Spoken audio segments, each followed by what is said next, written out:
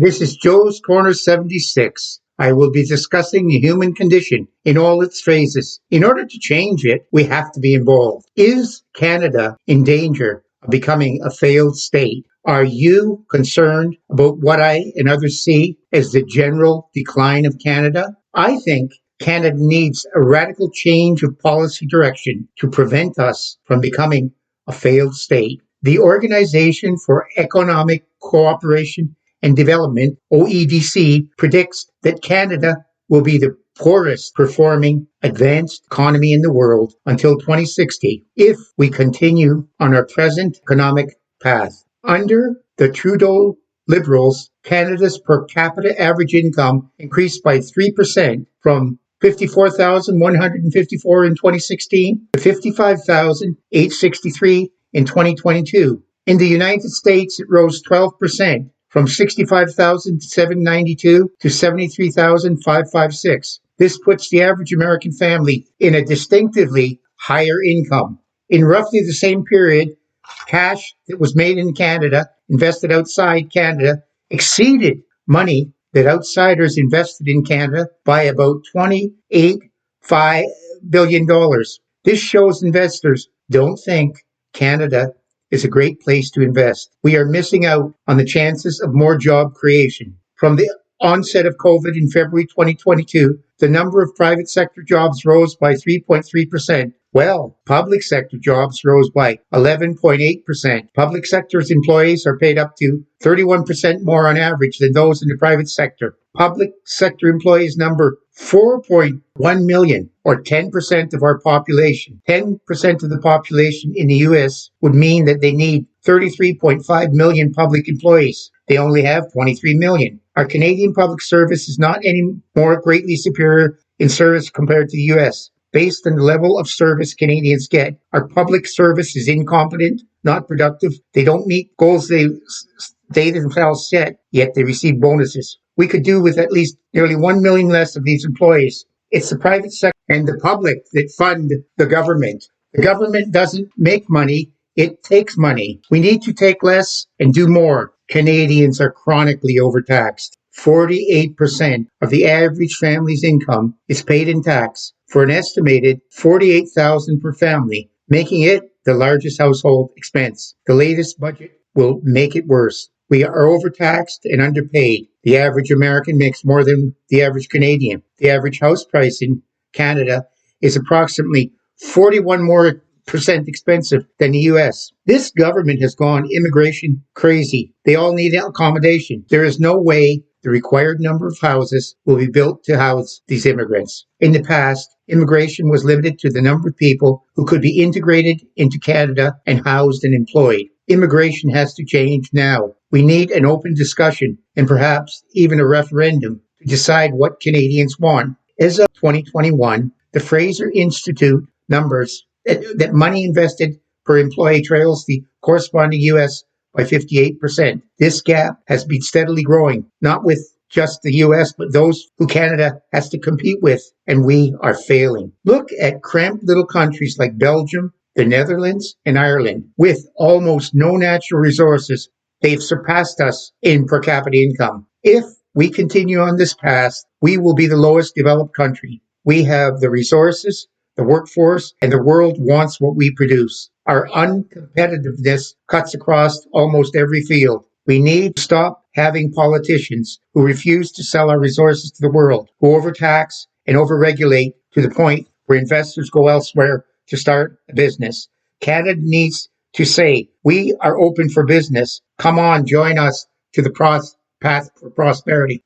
Let's not leave it so that we say, blessed are the young, for they shall inherit the debt. The healthcare we once had, the distinct status as a more caring country than the U.S. Now, with 30 countries with universal healthcare, Canada's is the most expensive as a percentage of gross domestic product. We are behind in the number of doctors, nurses, hospital beds, waiting times, and equipment. Is our healthcare strength going to be promoting the virtues of suicide through medical assistance? Isn't the purpose of healthcare to prolong life? We can't continue to fail our population's health care. Throughout our history, it has been the vision and natural ambition for Canada to be a superior country, prosperous, just, self-governing, but not complacent. I fear if the trend of the last decade continues, this treasure house of a national nation with a skilled, hardworking, and law-abiding population, with two of the world's most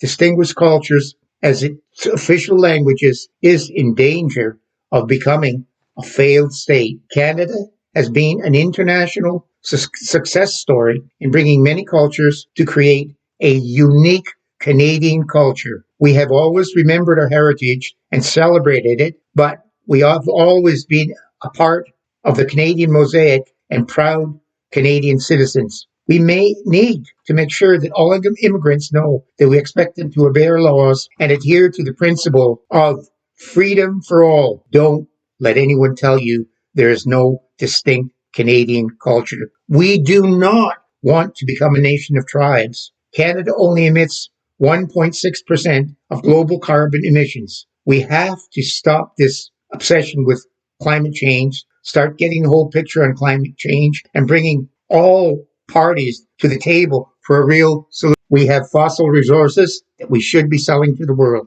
Natural gas has half the carbon emissions of coal. We need to get this to the largest polluters like China and India. This would reduce emissions far more than we could, and at the same time offer Canada prosperity as opposed to the present trend towards poverty. These sales will fund our health and social programs. We can't keep doing this through deficit spending. Nuclear energy is mission-free. Canada has the technology and resources to provide this for the world as well as ourselves. Working towards reliable green energy sources is good through innovative technology, but look, this will take time. Canada is a huge country, and we need fossil fuels for transportation, manufacturing, food production, and to heat our homes. We are a laughingstock around the world with our obsession with gender politics. The gender issue is completely bogus. There are only two genders, male and female,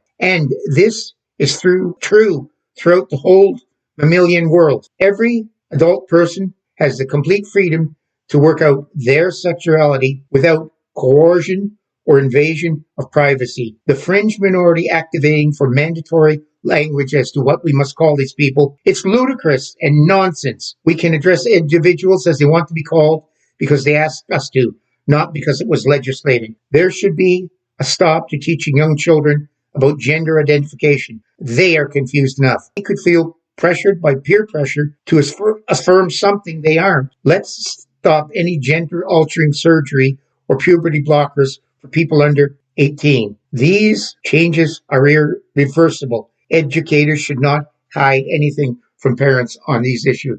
Let's stop letting the diversity, equity, and inclusion wackos tell us we are inherently racist, oppressors because of our skin color, colonizers, and part of the patriarchy who are responsible for all our ills. The DEI philosophy, in its original form, was meant to provide fairness for all, but now it has become a rigid dictatorial regime that only wants to favor those who agree with it. We need to stop funding these DEI groups, get them out of our schools, governments, and industries. Stop teaching critical race theory. We are not all inherently racist. Canada has a record of admitting when we were wrong and changing for the better. Promote the idea that all are equal and we should be judged on the content of our character, not skin color. I challenge all the purveyors of this philosophy to move to fairer countries and not continue living in this oppressive society. We need to stand up to those in our country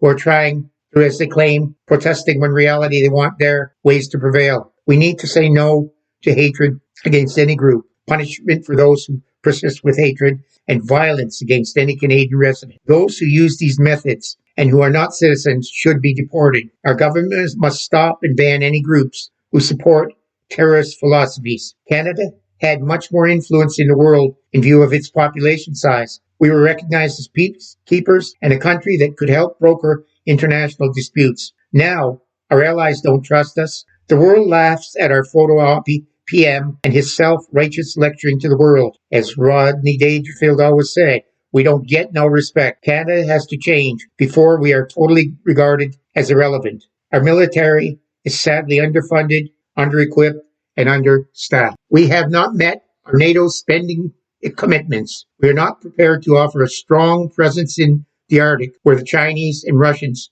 are constantly expanding their presence. The U.S. has offered to train up there. How long can we expect the Allies to come to our aid when we aren't pulling our share of the load? I leave you with the idea that we need changes before we become a banana republic or a progressive people's dictatorship. You now have the power to remake and save Canada, or let it be a broken country. It's your choice. You can follow me on Facebook, X, and Instagram at Joe's Corner 76. You can hear me on Spotify and YouTube at Joe's Corner 76. If you enjoyed these podcasts, subscribe to my YouTube channel at Joe's Corner 76. Tell your friends there are many more podcasts you can hear on YouTube at Joe's Corner 76.